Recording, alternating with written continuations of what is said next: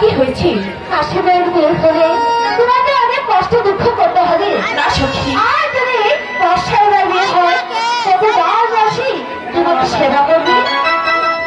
চাই না আমি টাকা পয়সা,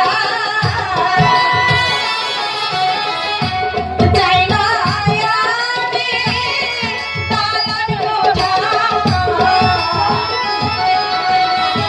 চাই না আমি